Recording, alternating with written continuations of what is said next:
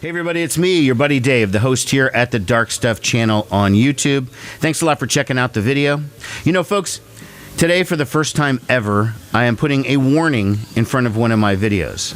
And the reason I'm doing this is because the subject of the video is Ted Nugent. Now, not Ted in general, just one particular album by Ted Nugent. Now, this is not a political video in any way. I don't care about your politics in the slightest. And I really don't think you should really care much about mine. But don't misunderstand, I do have pretty firmly held strong opinions on Ted Nugent, but I just don't feel like this is the place to air them. The challenge for you, the viewer, is to believe that I can give an objective review of this one lone Ted Nugent album without inserting politics. Now, I assure you I can. Are you able to hear it, though, without running into your political corner? If you're up to the challenge, please enjoy this video, and if not, maybe I'll see you at another one.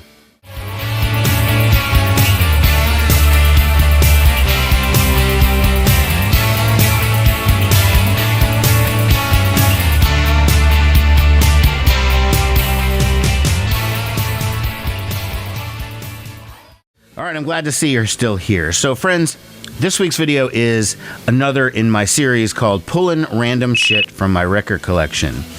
And this week, we pulled out Ted Nugent Scream Dream. Sorry about any glare there, but you probably don't want to see that.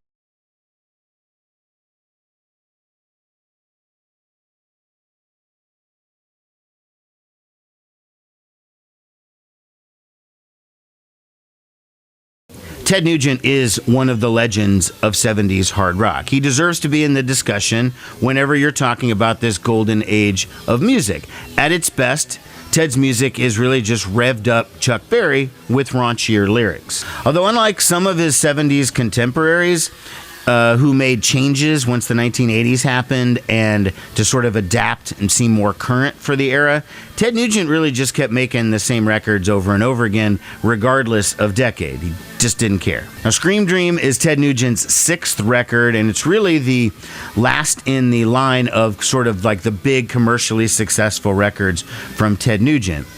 The album did hit number 13 on the Billboard Top 200 chart. It ended up going gold in terms of sales, but it was his last album to do so. He had a couple of mid-70s ones that were double platinum, then they were platinum, now they're going gold, and then this was Scream Dream. I won't comment anymore about the loincloth cover or anything like that. We'll just get into the music. So the first track that opens the album on side one is Wango Tango. Now, most people know that song. It's one of Ted's most enduring hits. It's actually a great song. It's got a great riff.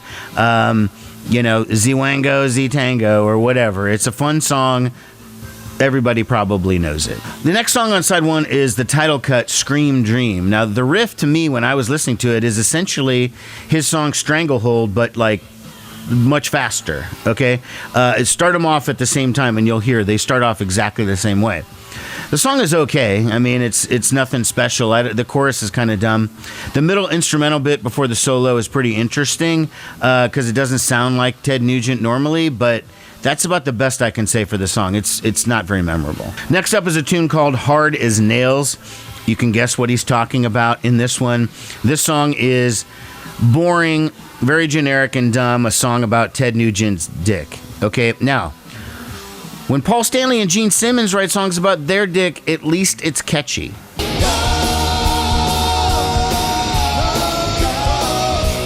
Next up on side one is I Gotta Move, and my notes for this song were, by 1980, Aerosmith had already written this song at least 3 times, all of them better than this. The last song on side one is a tune called Violent Love.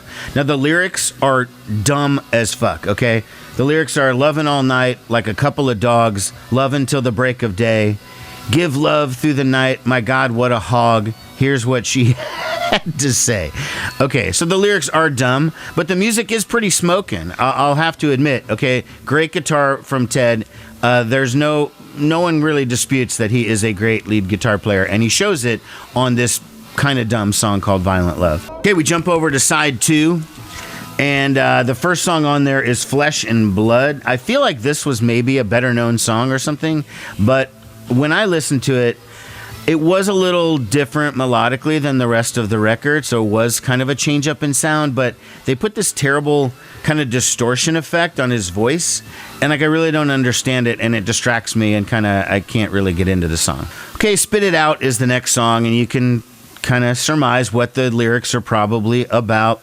It's pretty generic, you know, pretty dumb, and I would say that if Ted Nugent spent more than 5 minutes writing this song, that was time wasted.